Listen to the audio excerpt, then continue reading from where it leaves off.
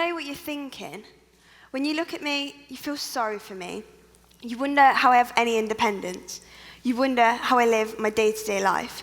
But I am able to deal with this because I am still Isabelle. I am fully independent from the time I wake up in the morning to when I go to sleep at night. I run, walk, shower, do my own makeup, and go out with my friends. I film, edit, and upload all kinds of videos on my YouTube channel about how I live my life as a quadruple amputee.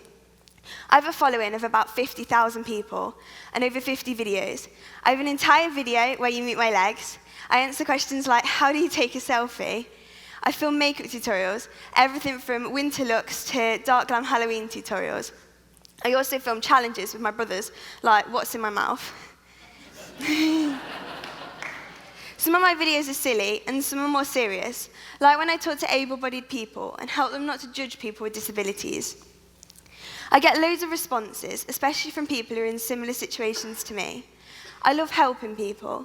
There are people with disabilities that I've met or that have seen my YouTube channel that don't really try and do nothing. I've helped them to realize that you can still do whatever you want. You just have to put loads of effort in. I think everyone struggles in life, disabled and able-bodied, and hopefully my YouTube will help everyone push through difficult times. Things aren't always easy, but I find a way to make them challenging instead of difficult, because everyone can go through a challenge. It's just a bump in the road. I wasn't born this way. In September 2010, when I was 7 years old, I got a form of meningitis called meningococcal septicemia. It's a type of blood poisoning where bacteria enters the bloodstream and causes damage to your blood vessels. I went to school that morning and I felt a bit ill, so I got sent home. I had cold and fever symptoms, but nothing really out of the ordinary.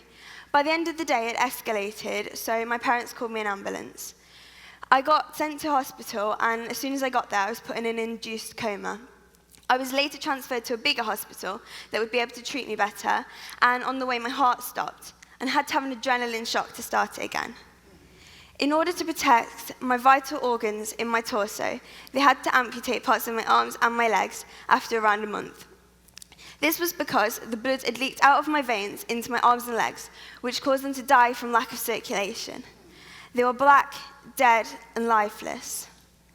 When I was in hospital, it wasn't a dream, it was real, and I couldn't dwell on what had happened. I had to just keep fighting for my life. I battled through pain and had to keep going and be strong enough to build back up everything I'd lost.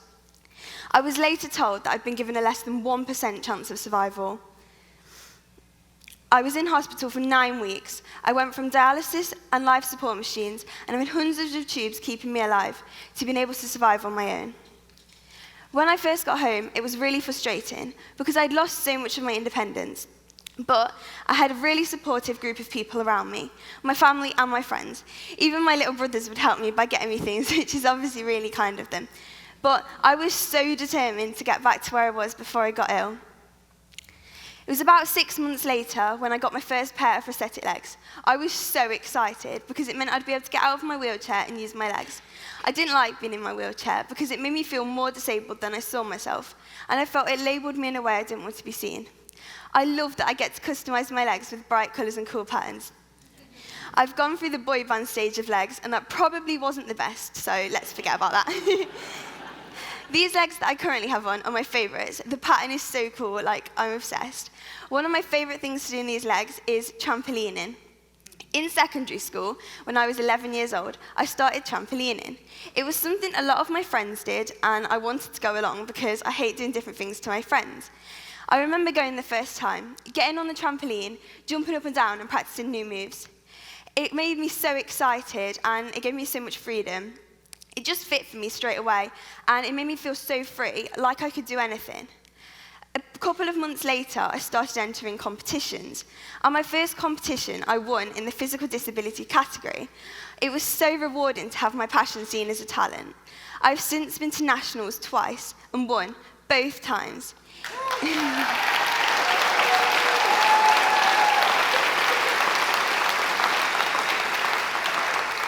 It's incredible to say that in my category, I am the best in my country, and I definitely want to continue with these competitions.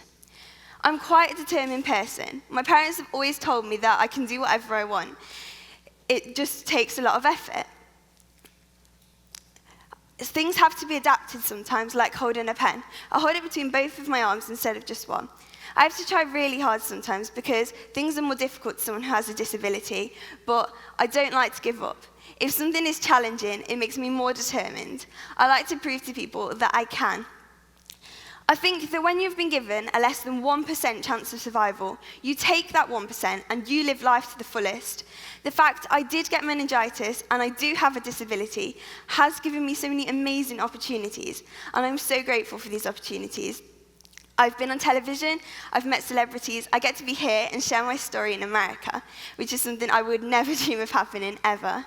And I also have an invite to the royal wedding.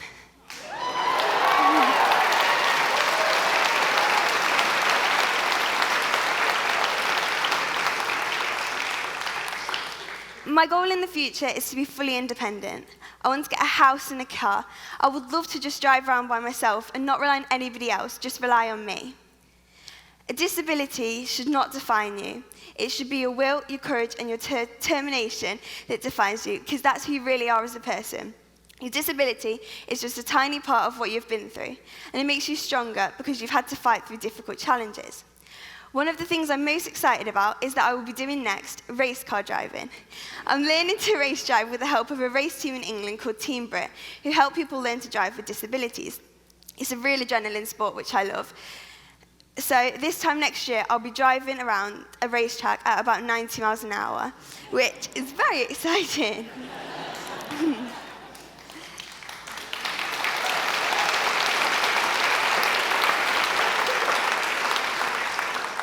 So when you look at me, I want you to see me as Isabelle, a happy, motivated, confident teenager who refuses to say she can't. I can, and I will. Thank you.